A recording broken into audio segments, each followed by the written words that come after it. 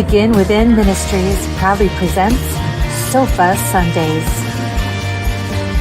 with your hosts, Reverend Dr. Michelle Izuku and Reverend Jeannie Sovereigns. Sundays at 11:11 a.m. Arizona time and rebroadcasts on Mondays at 7 p.m. Mountain Time. Come join us on the sofa every Sunday morning. Sofa Sundays with Michelle and Jeannie. Learn more at www.beginwithinministries.com. In partnership with New Thought Media Network.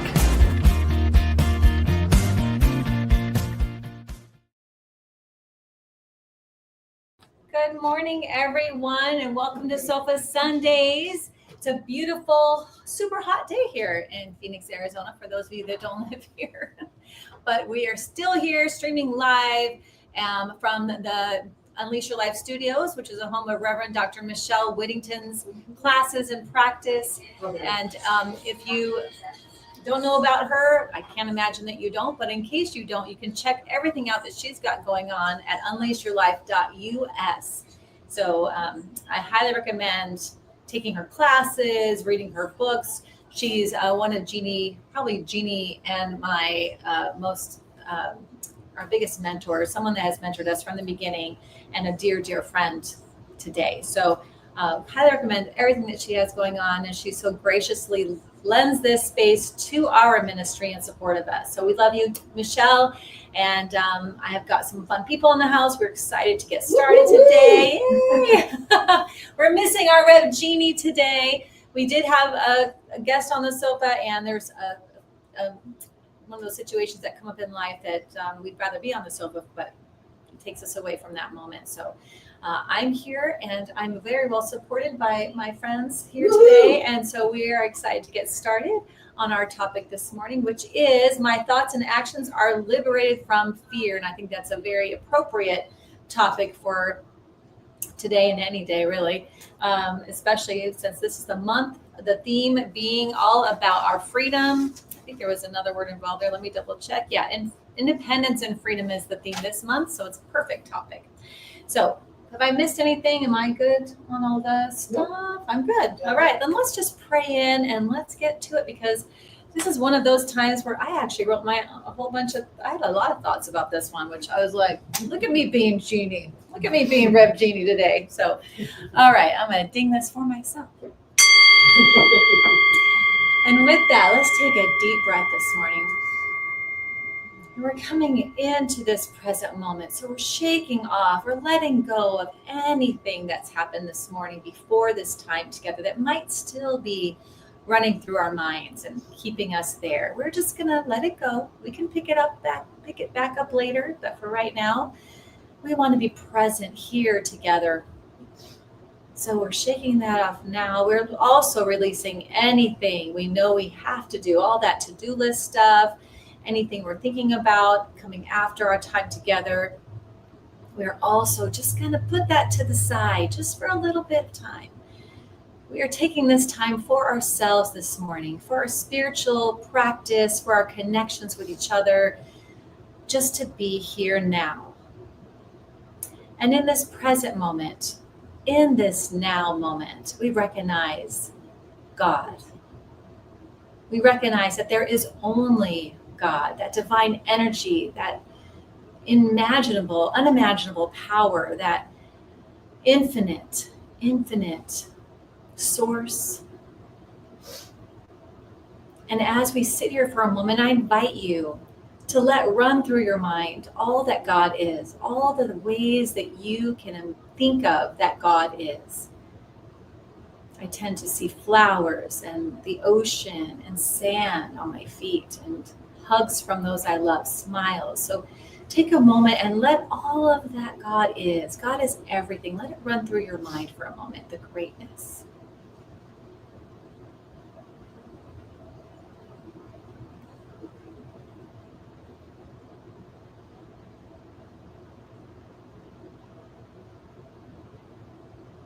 And as we recognize that truth, that All is God. God is all there is. Therefore, that is all we can be. We are made of God's stuff because that is all that everything is made of. We are that love, that joy, that energy that is God manifesting in, as, and through each one of us. And from that place of mind, knowing my truth, I speak my word for today's time together, knowing that it is divinely guided, it is blessed, it is easy, it flows, it is engaging, inspiring. And anyone present with us now or hearing it later receives what is theirs to receive, hears what they need to hear. And we know that we create a life we love through our thoughts and our actions. And knowing this, we are so grateful. We're grateful for the way it works. We are grateful for it working in, as, and through each one of us. We are grateful for this time together. And so we let it go, know, and trusting that it is already done in the mind of God. And together we say, and so it is. Well, here we are. I think this theme today is so empowering just to take a moment to think about it. The thought that my thoughts and actions are liberated from fear. Liberated from fear. So I've taken some notes. One thing that I've often thought about is something that Ernest Holmes, and I don't have the exact quote from Ernest Holmes, but he has said that fear is misuse of imagination, not rooted in the present, and not rooted in the truth. It's a misuse of our imagination. So we are imagining in the future whatever could happen, and then we cause fear into ourselves. And so when we're doing that, that's a misuse. We are creative beings. We are meant to be creative. We are meant to imagine. But imagining things that keep us in fear does the opposite of what I feel the creative energy is for, right? Creative energy should move you forward, should bring excitement, should lighten you up, all that you're creating. However, I mean, if you think about anytime you've created something and you're in that flow of creating something and, you're just on fire for it, like it's hard to shut it down. Mm-hmm. I don't know about you, but there are times where I'm, it's late at night. I can remember working on something years ago before my three younger ones, but Jordan was a little kid and I was working on something and I was a teacher at the time, so I had to be up and at work at 7:30 in the morning. And I was working on something I was so into and I was so excited. And I looked at the clock and it was after 3 a.m. It was like 3 something. And I was like, oh, what? Oh my gosh. And it took a lot to just shut it down and go to bed. But I knew I had to teach a bunch of middle school kids tomorrow. And if I'm done, this is not going to work. It was fueling you. It was like just one thing led to another. And I was just on fire for it.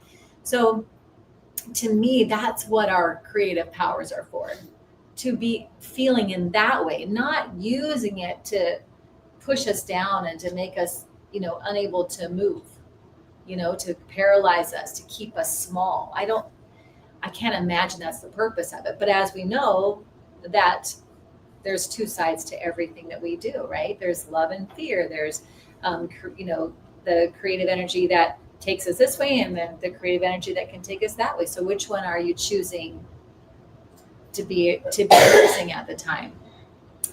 So if you're thinking about that fear is a misuse of your imagination. And I think a lot of us, if we understand religious science, we understand that the present moment is the now moment. And when we've talked about this many times before, that if you are in fear, you are future thinking of stuff that may or may not happen. Right. As Anne said, may or may not happen. And how often does it honestly happen? Most of the time not. Right? Mm-hmm.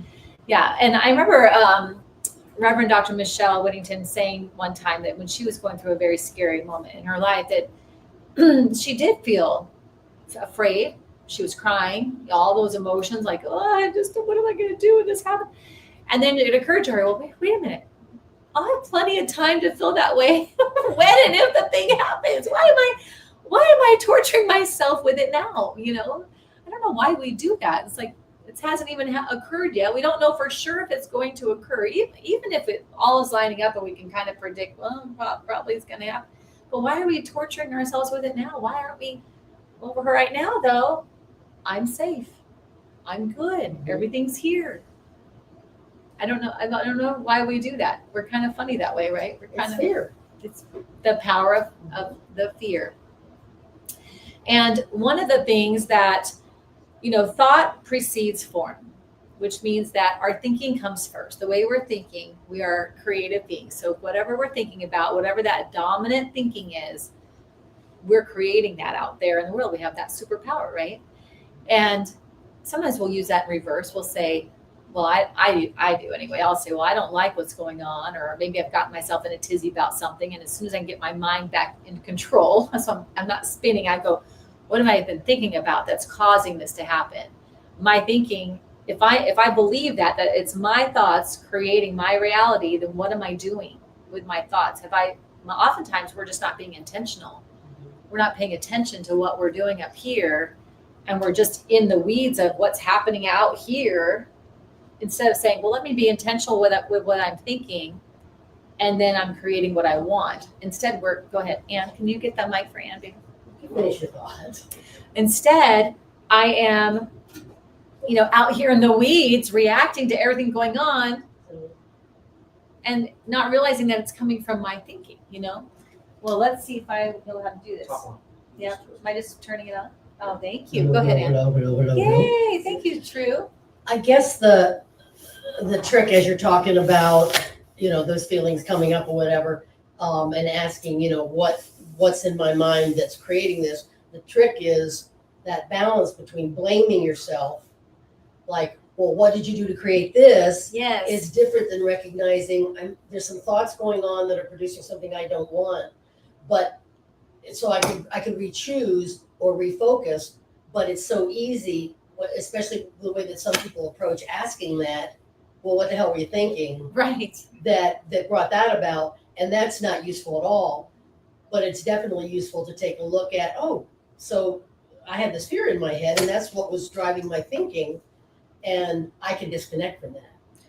I love that, and you're always so good at helping remember that. The shame thing is one of your buzzwords, like we're not shaming ourselves, like we're not doing that, right? Right. Mm-hmm. So definitely. Yeah, so I appreciate you adding to that, because I don't often think in that way. Sometimes I don't remember to add that. So thanks for adding that how important it is to not shame yourself if you catch yourself thinking about something that's not producing the results you want. Just keep this here. Yeah. Right.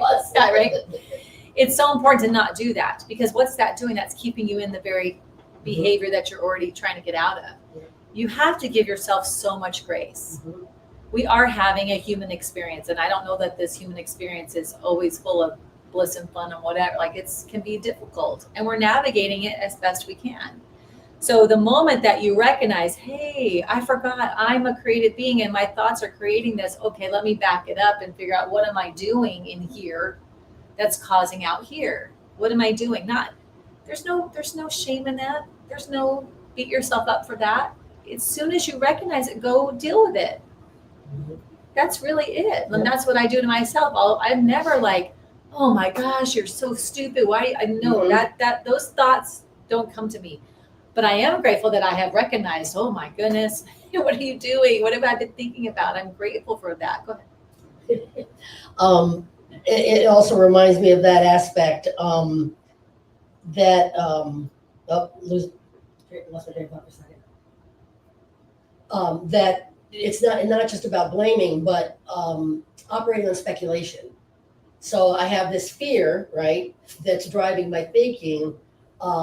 And so then I shift my behavior to respond to what I interpret that to be. And so often, like, communication gets so skewed because people are responding to how they're interpreting something, which is maybe being interpreted by their monkey mind. And then what it does is it escalates the situation because I'm assuming you're upset with me, and so I'm going to act in accordance with that, which might make you upset. and then we're in this trial of trying to figure out what was the causative thought, you know. But operating on speculation, it's like I don't have very many rules in my life, but that's one of them. If I don't know the answer, I'm not going to assume that I know the outcome. Right. Well, and your dominant thought is going to constantly produce evidence of that being true. Yeah. That's how it works. Yeah. If we are in a fear-based thinking and we're having fear about whatever, we're going to attract that right to us to happen because we like to be right. Mm-hmm. You know, we like to prove ourselves right. Mm-hmm. We are powerful beings. Yes, we are. Mm-hmm. Look how powerful I am. I can think this and poof, look, it happens. Like, look at that. We're awesome, you know? Crap. Yeah. Like, come on. Right. And so definitely. So when our dominant thought is fear, we're inviting more evidence of fear. Mm-hmm. Or its counterparts. Anger, anger is actually a past emotion. So worry, stress, we invite all of those that come with it to just keep growing and making us crazy in that spot. But that's why it's so important to have things like little timers on your phone throughout the day that say, hey, are you present today? Or, are you in the now moment? Where are you at? Like, just because we can very often just run by default instead of run with intention. Because life is fast, stuff just keeps going on. We're being fed so much stuff from the TV, from other people, from whatever you're looking at, wherever your attention is going, you're being fed from that at all times. And if you're not intentional with it and paying attention to what you're doing there, it's just running. All this stuff's running, not to mention all the stuff that you gathered along all the years of your life that are still operating underneath there if you haven't done anything about them. And sometimes you've done stuff about them and they're still freaking there. Keep showing up. So come on. Layers. Yeah, and I think they show up every time you try to up level. It rattles the cages and they all start going, whoa, what are we doing? Yeah. So it's so important to be intentional. And I'm not saying that that's easy, but I'm saying to put some safeguards in place. Try to, like, what's something I look at? I know I'm going to look at, like, I remember Rochelle doing, see how she's one of my greatest mentors. I refer to her a lot, but I remember when she was trying to take on a new habit, she would put notes around to remind her, like, even on the pulpit, she would remind herself little notes, like, so places that she knows she's looking all the time. So if you're getting ready for work and you look in a certain mirror, put a little note there. Are we present? Oh, that's right. Let me get present. Let me pay attention to what my hair feels like or what my like, let me stay here for this moment. You're doing the dishes, you're in your bedroom, wherever, just put little things around. A lot of us have these little devices, and I know we're on it a lot with other things that maybe aren't as intentional or helping us, but we certainly can set timers and reminders in here to just keep us focused. Just like I do for trying to remember to drink enough water every day. I've got a little timer in here that says, hey, drink your water. Like, oh yeah, if I don't have that, like, maybe I'll drink water. I don't know. But I think it's the same thing. So it's trying to not be running by default, trying to be proactive. The greatest business is your life. You may run a business yourself. You may go to work and work in someone else's business, but the real business is our life. And when you run life, any business in a reactive state, Anne, how does that go?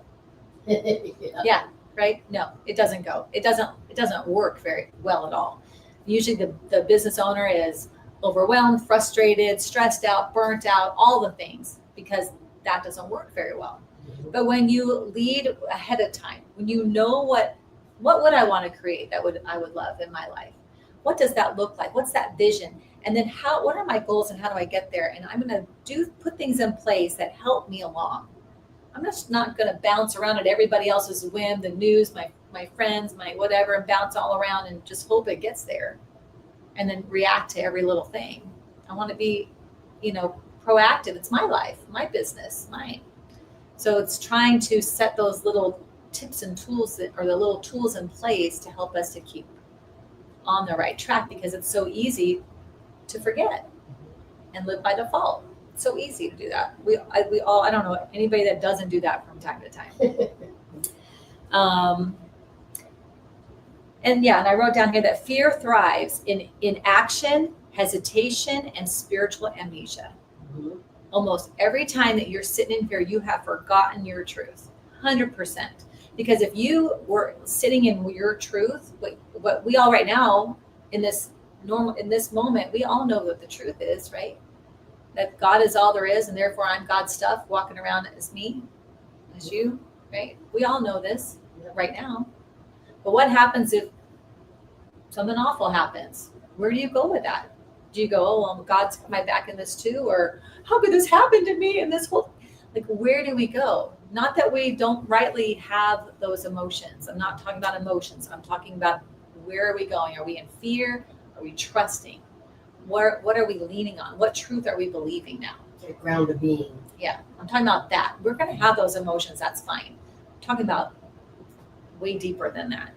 So when we look at things like spiritual amnesia and inaction and hesitation. Spiritual amnesia, I love that. Yeah, that's not a good one. That's not mine, but I love that one.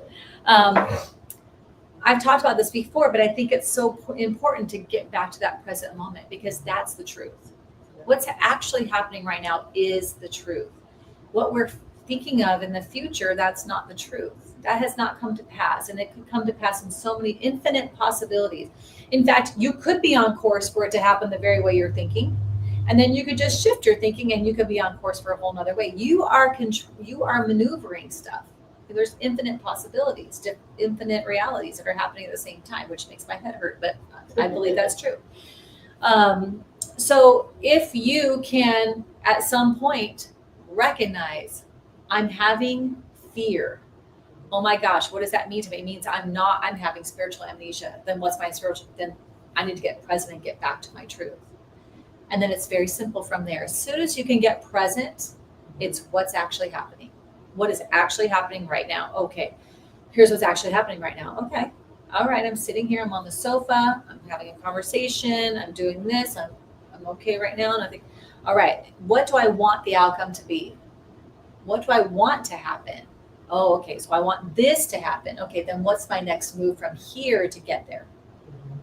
And you're going to get the answer, and that's the move to take. Even if sometimes it comes and the answer for me comes so quiet, and sometimes it seems ridiculous, but it's the right answer. Mm-hmm.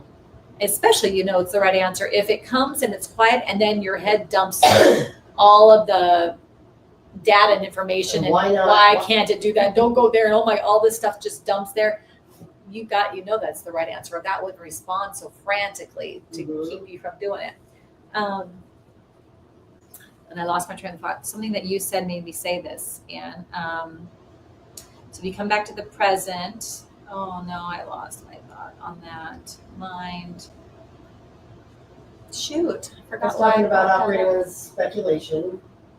Thank you. So because when you're operating from fear and you make moves from there, are they the right moves? They're never going to be the right moves. Right. Because they're from a truth or a non-truth. Mm-hmm. They're from a reality that doesn't even exist. So how can that be the right move? It's just going to keep perpetuating the thing you don't want. Well, and not to mention that also contributes to creating that very thing. If I'm spinning around with it, in the fear of it, it's like that energy feeds it. Yeah, you're just pulling. Let me just bring it right over here. I don't want this, but I'm still pulling. I don't like it, but here, come here. God. And I'm as guilty as anybody. Like, I know. It's funny because we know this. Mm-hmm. We've all done this. We've all pulled it, right? And then we wonder what's happening, But the practice then would be to really work to get ourselves present. And it's okay if you wound up pulling it all the way to you and now you're sitting in it before you realize, I'm not present. It's okay. You are going to learn so much from it anyway. Every single thing, even if you bring the worst things to you, which is why there should be no shame, will be used for your benefit. You will grow and you will learn and you will figure new stuff out. So sometimes it could be for that. And I try to give myself a lot of grace because, like, for example, say like somebody's in a job they hate, they're miserable and they're stuck. They can't see any way around the job. So you could go every day and be miserable and hate the job or whatever. You could also say to yourself, which is what I try to say, is maybe that very thing that you don't like and hate and whatever is preparing you for something else. You're developing some kind of skill set in that, and that was the only way to get it. And if you could go with that flow instead of fighting it with everything you have, I hate it, it's awful, I'm miserable, I can't get out of bed to go to work, I don't even like, stop all of that and just go.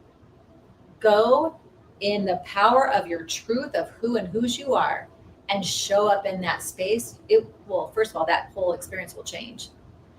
But if that makes you better in your spiritual journey, if that makes you lean on spirit harder, if that makes you recognize your truth more, like whatever. When I've gone through tough things, in the beginning, it's really difficult. And at some point, I wind up pushing into my spiritual truth. And if that's what that's for, then so be it. If that's what I need to do that, then fine. So I just believe that God's back of all things. And if I believe that's true, then back of even the stuff I bring to myself that's maybe ugly and not what I want to be experiencing. Maybe that's the only way I can move through to say, okay, that's not what I want to be experiencing. So next time I will be more intentional with my mindset. You know what I mean? Yep. So it's really looking at that, our truth, putting safeguards against spiritual amnesia at all costs, like just working on that all the time, because there's so much against us, so much out in the world that we can get caught up out here and think that this is what's happening. This is the reality of what's going on. This is happening. Instead, this is what's happening, and it's producing this. What would be the steps to reverse that? So you find yourself in that space, but what steps might I take? Find myself where exactly? In that space where you're drawing something to you that's not positive, and if you're operating on sort of autopilot, then what can I do to extract myself from that? Well, that's the thing of what's actually happening. Mm-hmm. That's actually the tool, is to say what's actually happening right now. Got it. Because if you take some breaths, you got to get into the present moment. So maybe you're saying what's actually happening right now. Maybe you can't get to that because you're spinning around. Mm-hmm. If you could just take some breaths, we know this brings us present right away. It's Mm-hmm. it's the fastest thing to do. Is just recognize your breath in and out. Okay. All right. And as soon as you're here, then it's like, okay, what's actually happening? Mm-hmm. What's going on right now? Stop the spinning. Yes. Yeah. I can remember having a big argument with my brother-in-law one time, and we have had these moments over the years, but it had been a really long time since we had any issues. And I love this man. Like, I love him. So it's not like I don't want to have a relationship with him. Like, he's my brother. But we had something set us both off. And I don't know if you know this about me. You guys probably don't know this about me. But I have a very big temper, actually. And I used to have red hair. I dye it darker now. But as a child, I've always had red hair. And I'm half Jewish. And so I'm loud, and I have a nice red hot temper sometimes. And I was an only child for 4 years. So all of those things, just put them all together. But I have learned to control that for a large part of my life. Like, that's not my go-to. And I'm totally not that person like I was when I was young. But I can be triggered. There are certain things that will trigger me. Anything you say not right toward my children, which is what happened. He said something about my 18-year-old, and it was like 0 to 60. And she's out, she's gone. And I let him have it like I don't think I've ever let anybody have it like I let him have it. And so the whole family's they're all just stunned. And he got so mad that I think I stormed out of the room first. And then my sister said something, like, she wasn't, my one sister, her husband, his wife wasn't in the room at the time. And she came out like, what is going on? And he said, well, blah, blah, blah. She goes, no. I will deal with that. Don't ever like, she knows how to manage me. So she's like, don't go. And then he got mad and left because she didn't take his side. So that he left, right? So I remember going into the other room and thinking to myself, my first thought was, I don't ever want to see that man again. We're not having any more relationship. Like I can just cut it off and never care or act like it never existed. The person never existed in my life ever. And then my mind goes, so because I have been spiritually practiced for a long time, my mind goes, but is that what you really want? Is that what you really want? And I was like, no, it's not what I really want. So I was so mad. I was on fire. My whole body was like red. I was so angry. And I sat in that room by myself and I said, is that what you want though? If you leave it like this, it will be over, because they're all afraid to come and talk to you, which is true. They'd rather just let it all just stop, because everybody in my family knows, like when I get like that, like there's no talking to her. It's over. She's not nice when she's in that space. So what would be the point? Mm-hmm. So they're not going to do it. So it's going to have to be you. Is this what you really want? If you leave it like this, it will do that. It'll be over. And then that little part of myself said, no, that's not what I want. Mm-hmm. That's not what I want. So I got myself so then Michelle, what actually just happened in there? Mm-hmm. Well, he said this and this and this. And then I got mad because he said this about, Trey, and okay. So you got mad because he said something about Trey. What would you like to have happened? And I thought, well, I would have liked myself to have been in control and to have said, please don't talk about my son like that. Mm-hmm. That is not what happened. You need to get all the facts before you come in here and make these statements, and blah, blah, blah. And I started to just unravel that anger just started to leave, because I got back into the present moment. Here's what actually happened. Here's what I would have liked to have happened. What's my next move from here? I need to get on the phone, don't I? Yes, I do. And I went back and out and I engaged in my space, and I owned myself. I never said it's okay. I just said, I wish I had shown up differently. I am sorry that I showed up like that. Can we talk about that? So that to me was my normal go-to as a younger person. I would have let that relationship end. I just wouldn't have even done any of that. None of that feels, it was sometimes easier just to block it off. A lot of us have done stuff like that over the years with lots of different things. But is that what we actually wanted to happen? Is that, if I had gotten present in those moments, did I actually want that? Or was that the fear or the anger just having its way, now moving in that direction? So we have a great relationship. I love that man. And we have an understanding about some things now, So I say that to say, like, it's so important to be present when you're dealing with anything. Not that you're not going to ever get triggered, but if you can come back to, oh God, that is not how I wanted to handle that. Or I don't want to be in fear right now. I don't like how this is feeling right now. Okay, then what actually is happening? What actually happened that caused this? Well, here's what actually happened. Let's just get it out to, okay. Well, what I wanted to happen? Well, I wish you could, like for me, I said, I wish I had done this. And that's how I was able to figure out what's my way forward. It's great if you could be preemptive, but sometimes our emotions we have to dial back and take a look. And like I tell my husband, like, I have my own triggers. Mm-hmm. I can be a reverend, doctor, whatever. I could do all this for 80 years. It doesn't matter. I have my own triggers. And sometimes I'm really good at recognizing they're coming up and controlling myself and working through that. And sometimes people are talking to me and my head's going, now, come on now. You know better. They don't know what they're saying. They don't know that that's a thing. Whatever, I can do that. But with that particular person, we have passed. So that particular person got me. I just jumped, and there was no control of that. There wasn't even no safeguard, nothing. And so I don't want to be that person. So there's work to be done here. How did he still trigger me? So I'm just saying that, like, there is always going to be that. Give yourself grace. I don't beat myself up over that. I owned my part in it, and I dealt with my part in it. Now, he could have said, I'm not ever talking to you again. You were blah, blah, blah. And I would have had to be like, and that's for you.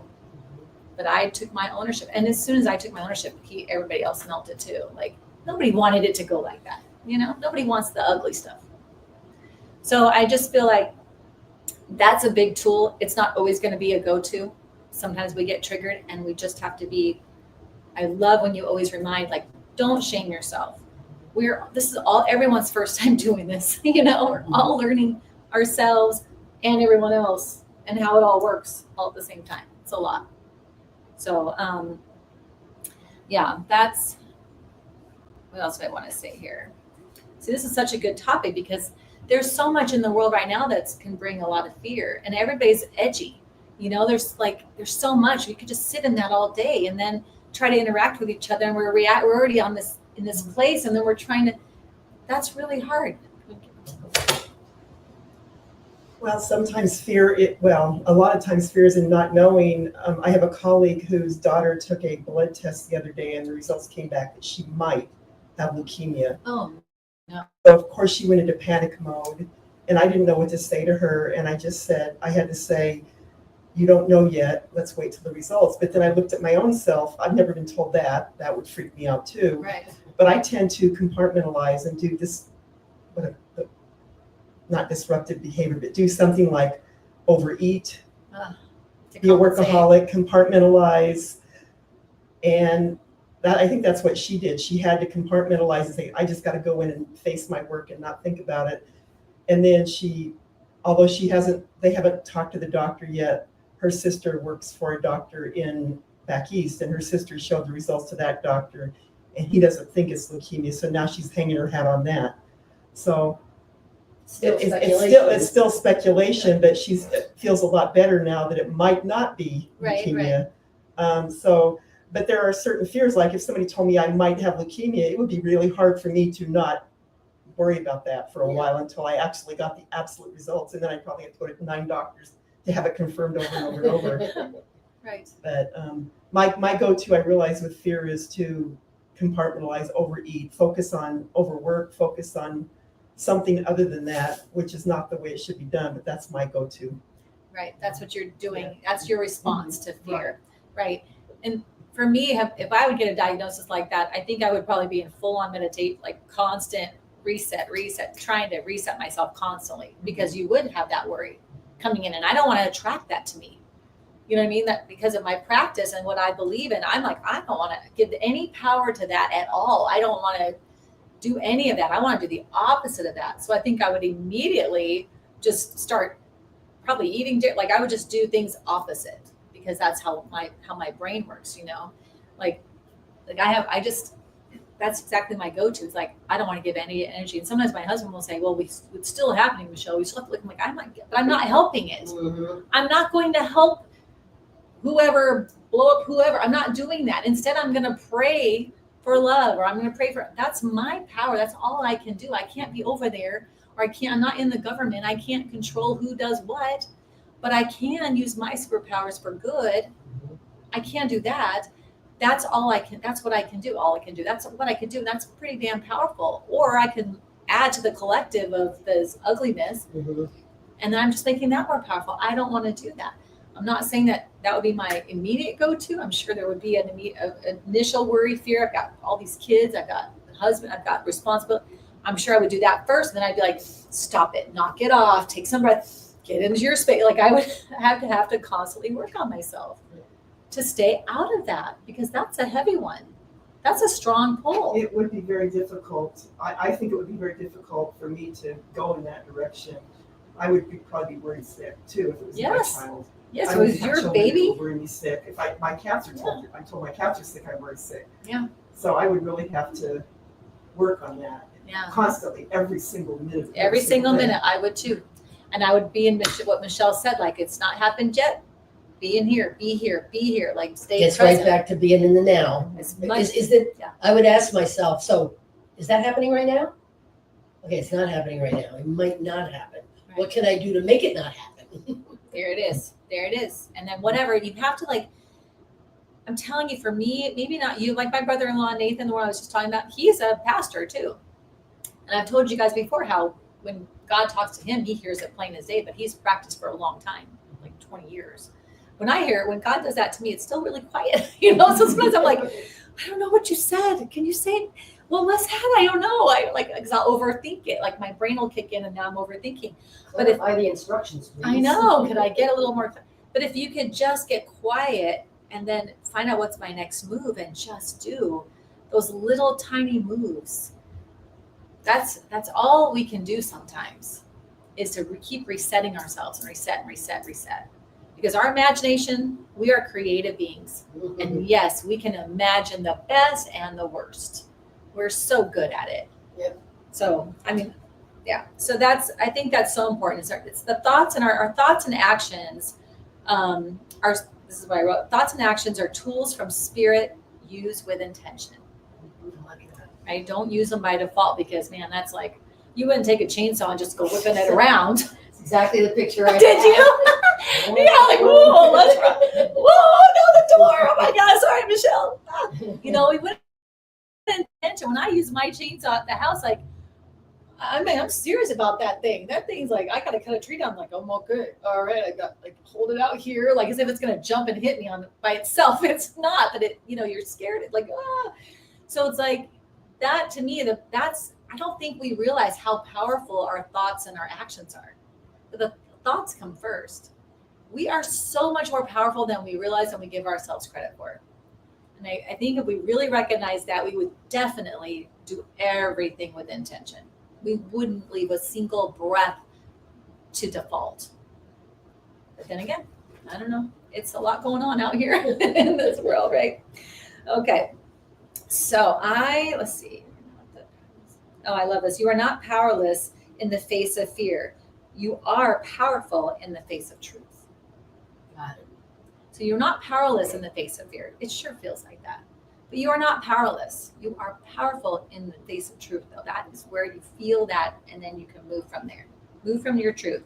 Aligned action is so important. Align with the truth of who we are, and then take action. So you don't want to take action from a place that's not aligned with your truth. And we get back to our truth in the present moment, and then we make our actions. Then we're aligned, and those actions will lead us to where we want to go. Get me out of here. You know, let's move. Okay. All right. So anything else? Anything coming up for anybody? Awesome. Good. Okay. All right. Good information. Good. I'm glad. Yeah. This one I don't know what happened. I was like, oh my gosh, I know this. I want to say this. So Jeannie, you'd be so proud of me. Look at all that writing. Got you, boo. Okay. All right. Let's pray us out. Okay. So I'm going to lead it a little differently and a little slower, because one of the most important tools that we have in religious science is our spiritual mind treatment. It's an affirmative prayer. There are 5 steps to this prayer. If you aren't a religious science person, it's okay. You can still use this prayer in whatever belief that you have. It's not a prayer like, oh God, please let me have XYZ. It's working on ourselves, because we just talked about our thoughts and how powerful our thoughts are. That's why we call this a spiritual mind treatment. I never understood that when I was first in religious science. I always thought that sounded weird. Like, what's this hokey pokey stuff? No, just listen to the words. It's a spiritual treatment of the mind, of our thinking, because we are creating from there. So we are trying to align with the truth of God. God doesn't need alignment. God doesn't need begging. God, none of that. No, we have to align with our truth. And that's what the treatment does. So the first step is to recognize. So go ahead and close your eyes. I'm going to lead you guys through this. And we did it a little bit in the first prayer this morning, because it was so important to me thinking about this.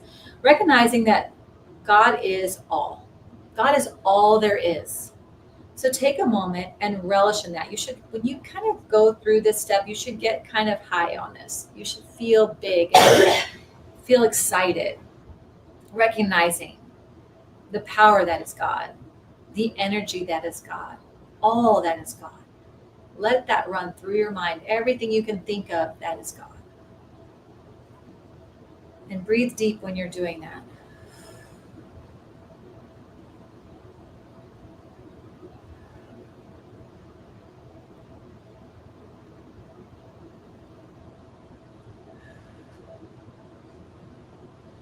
And then from that place, from that recognition of the power of the one, our source, unifying with that is the second step. Unifying ourselves with that, with God, with the divine, with that energy. Because the truth is, if God is all there is, that is what we have to be. We are not all of God, but we are a piece of God. We are that drop of God. If God were the ocean, we are a drop of God. We have all of the same qualities, abilities, powers that God has in our own world. That is what you are. That's what I am. That's what we are. It cannot be changed. It is the truth. Whether we have amnesia or not, it is the truth. We are creative, powerful, spiritual beings. And so the next step is realizing what we want to be creating from this place of our knowing and our truth. And so for today, I recognize there is no fear over me. There's no power that fear has over me. There's only love for me. I am safe. I am free. I am the power. I am the love. I am the light. I just need to recognize it. I need remembering that.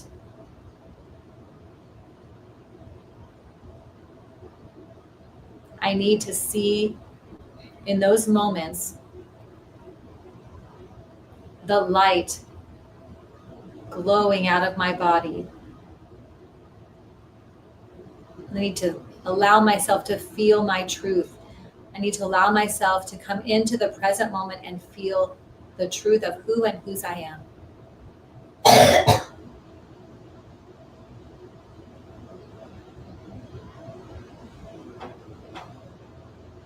And I'm grateful for my freedom. I'm grateful for my truth. I'm grateful for the truth of everyone hearing my voice and beyond. We are all God in our own unique expression, in this human expression.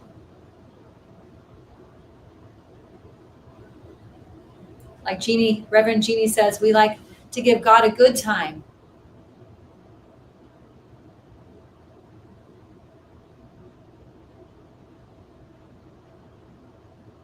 So whatever it is, whatever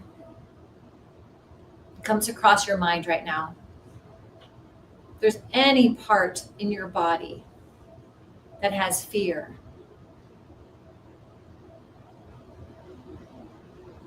recognize the power that is there. Recognize the truth that is there.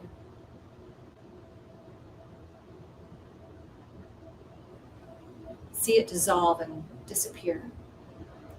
The fear just is gone. The power glows with light and love.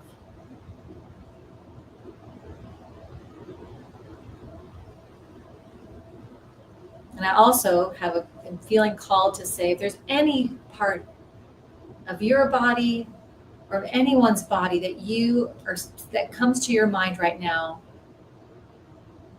that is going through the healing process or is experiencing the opposite of feeling healed or is experiencing pain or anything other than feeling good or the comfort that we should be feeling. I want you to bring that person, whether it's yourself or someone else, into the front of your mind. See the light and the power move to that space of their body.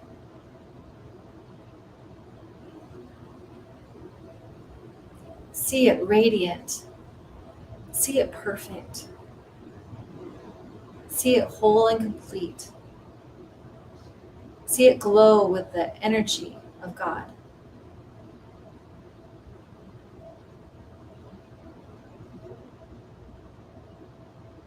This is the power we have. We use it with intention.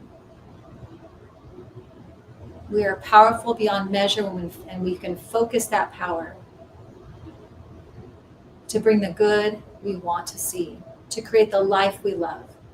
We need only allow ourselves to do that. And I'm grateful for this truth. I am so grateful I know this truth.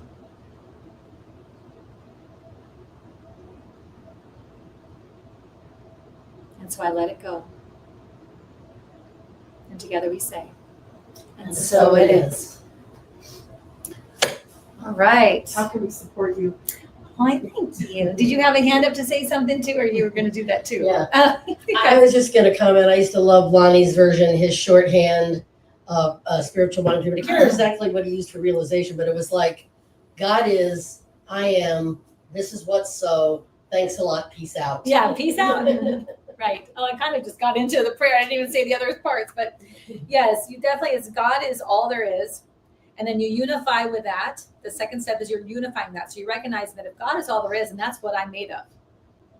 It's impossible to be of anything else if God is all there is, right? That makes perfect sense. Right.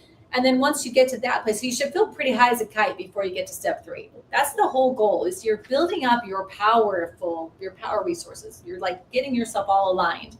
And then you speak your word, which is the realization. What do you want to be realizing in your experience? What do you want to bring about?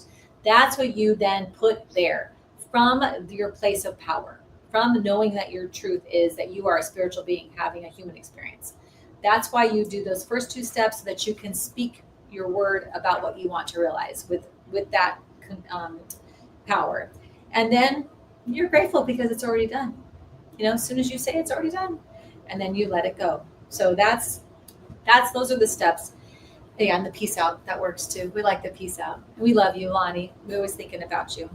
Okay, so, how can you support us? Well, if you like what you heard today, and if this feeds your soul, if this helps you in your life, then we would love your support. And there's so many ways you can support us. Of course, we would love for you to be a spiritual church club partner and support us financially, which is $45 a month for an individual, $75 for a couple or family. This helps us to create our affirmation cards that we all receive each week. It helps us, everybody gets a mug when they're a partner. We have events coming up. Our partners will be, we have the monks visiting, and our partners will get that. Our partners are the only ones invited to that, along with our co-sponsor for that event. So there are things, classes and workshops. We had our big concert, and all of our partners got their tickets comped, because that's part of what it is being a partner. When you help us, you get kind of all your stuff for free. And that's fun. I love doing Lots of goodies. Lots of goodies. And we have 2 big workshops coming up in just a couple, I think August and September, 2 workshops coming up that our partners will also receive. So there's a lot to being that. So if that's something you feel called to do, we appreciate that. That helps us to grow our community. You can also just a one-time donation is we're grateful for that as well. We would within ministries.com. Yes, thank you, Ann. At beginwithinministries.com is where you can do that. You scroll to the end of the page and you can pick one-time or monthly donations. But you can also like this. You can subscribe to our channels. You can share it with others. That helps us get the word out. Any comments helps the algorithm know we've got something special going on here, and that helps us as well. So we're on the YouTube at beginwithinministries.com, which is what you're seeing right now. We're also on Instagram at Sofa Sundays, and then we have our Sofa Sundays group where we will send this live stream over there as well, and that is also called Sofa Sundays on the Facebook. What's my last thing I was going to say? Oh, and come visit us if you're local. Hey, I'm not even going to say that because we've had people come here from Australia, just so you know. So you have no excuse. Come see us in person. We'd love to hug and greet you and welcome you here at Sofa Sundays. I hope you have a great rest of your Sunday. Thanks for being with us today. We miss you, Rev Jeannie. We love you. Be safe in your travels, and we'll see you next time. Thanks for watching. Tune in again next week at 11:11 a.m. Pacific Time, or Monday evening at 7 p.m. Mountain Time.